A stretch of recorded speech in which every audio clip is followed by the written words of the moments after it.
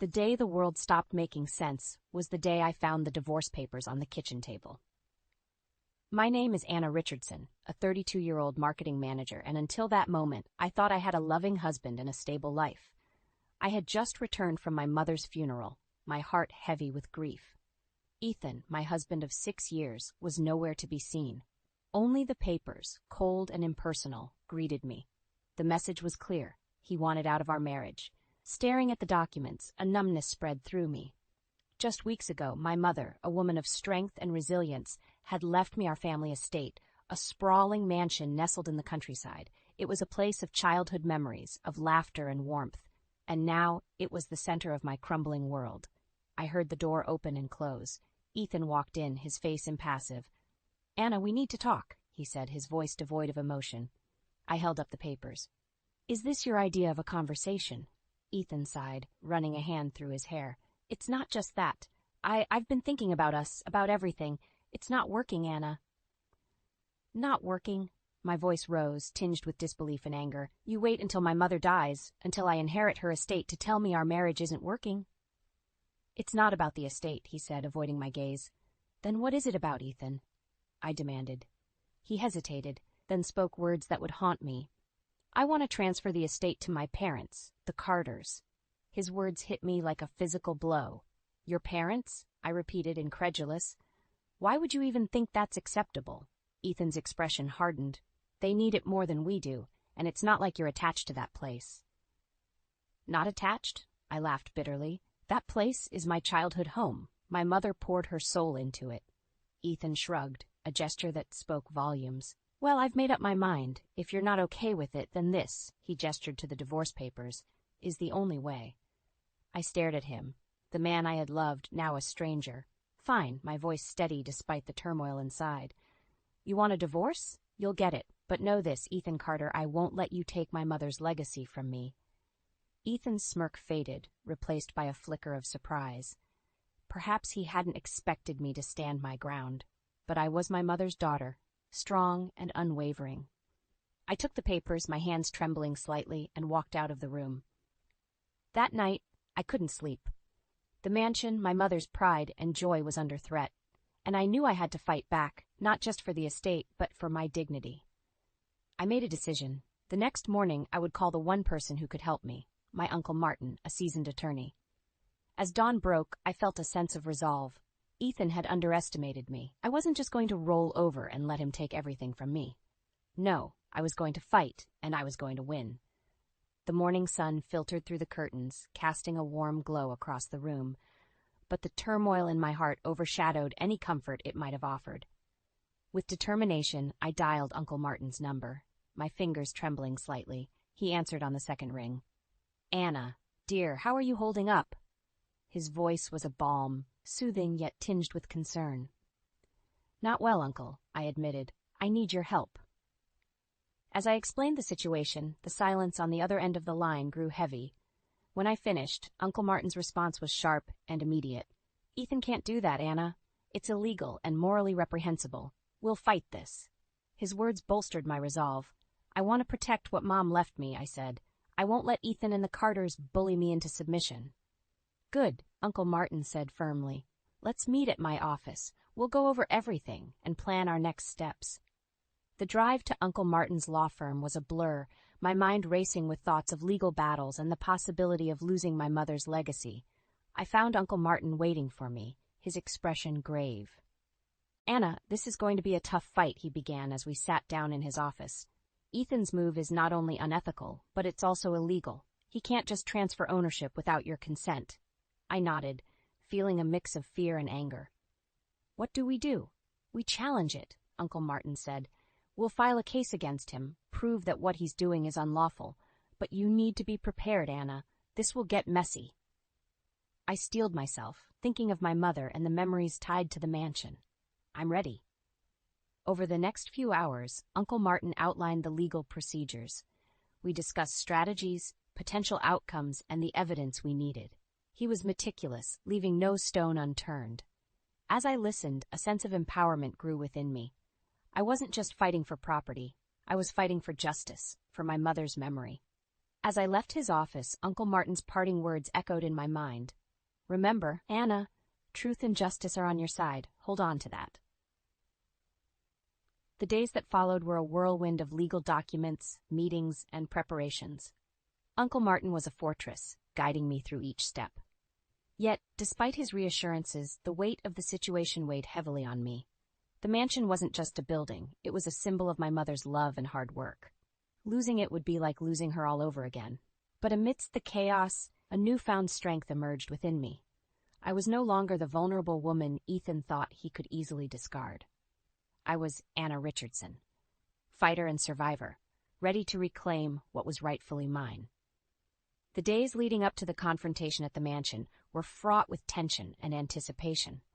I couldn't shake off the feeling of impending conflict, like a storm brewing on the horizon. Uncle Martin had prepared me as best as he could, but facing Ethan and the Carters was a different matter altogether. The mansion loomed before us, majestic yet somber, as we approached.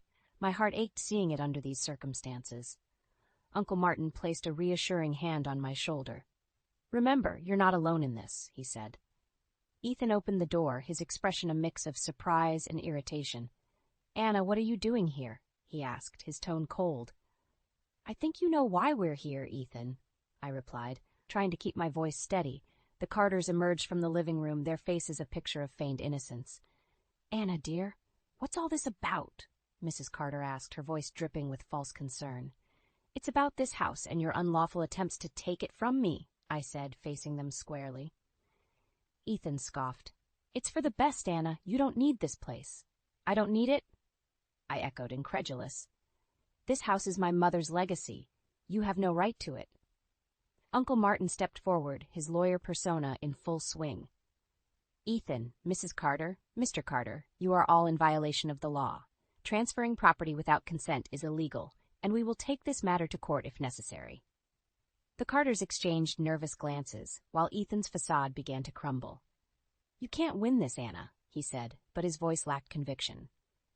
It was then that the bombshell dropped. Uncle Martin, through his investigation, had discovered Ethan's secret. He was in financial ruin. The Carters were not far behind, having squandered their savings on frivolous expenses. You plan to use this estate to bail yourselves out, I realized aloud, the pieces falling into place. Ethan remained silent, his eyes avoiding mine.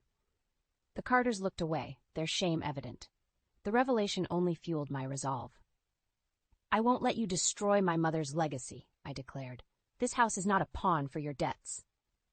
Uncle Martin and I outlined the legal repercussions of their actions. The Carters' faces paled, and Ethan looked defeated. You'll have to vacate the premises immediately, Uncle Martin stated.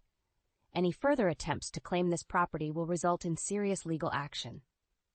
As we left the mansion, I felt a surge of triumph mixed with sorrow. The house that held so many memories was now a battleground, but I was determined to protect it, no matter the cost. In the car, Uncle Martin turned to me. You did well, Anna. Now let's prepare for the next phase. I nodded, looking back at the mansion. The fight was far from over, but I was ready. I had taken the first step in reclaiming my life and my mother's legacy.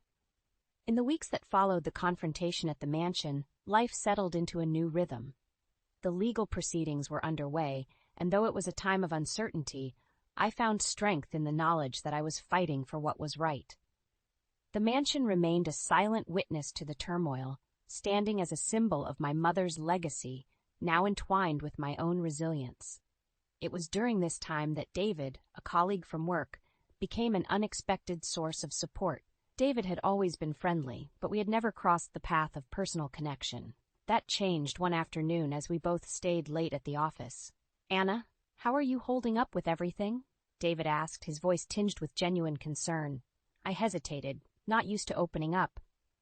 It's been challenging, but I'm managing. David nodded, understandingly. If you ever need to talk or just take a break, I'm here. We all admire your strength at the office. His words were comforting, and for the first time in a long while, I felt a connection that went beyond professional courtesy. As days passed, David's quiet support became a constant in my life. He was there with a kind word, a listening ear, and sometimes a much-needed laugh. One evening, after a particularly grueling day in court, David stopped by my desk. Anna, would you like to grab dinner? My treat. You look like you could use a good meal and a break. Surprised, I accepted. Dinner with David was easy and unassuming. We talked about everything except the legal battle and the mansion. It was a breath of fresh air. As he walked me to my car, David hesitated. Anna, I know this might not be the best timing, but I need to say this. I've always admired you, not just for your work, but for who you are. And these past weeks, seeing your strength, I've realized my feelings go beyond mere admiration. His confession caught me off guard. I had grown comfortable in his presence, but I hadn't considered the possibility of more. David, I don't know what to say. He smiled gently. You don't have to say anything now. I just wanted you to know how I feel. Take all the time you need. Driving home, David's words echoed in my mind. Was I ready to open my heart again? The thought was both terrifying and exhilarating. Ethan's betrayal had left a scar, but here was David, offering something genuine and sincere. Over the next few days, I found myself thinking of David more and more. There was a warmth in him that drew me in. Perhaps it was time to let go of the past and give myself a chance at happiness. Finally, I made my decision. I invited David for coffee, my heart pounding as I spoke. David, about what you said the other night, I've been thinking, and I'd like to explore this with you.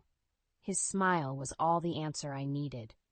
As we sipped our coffee, talking and laughing, I felt a sense of hope. A new chapter in my life was beginning, and for the first time in a long while I looked forward to the future. The legal battle over the mansion drew to a close sooner than I had anticipated.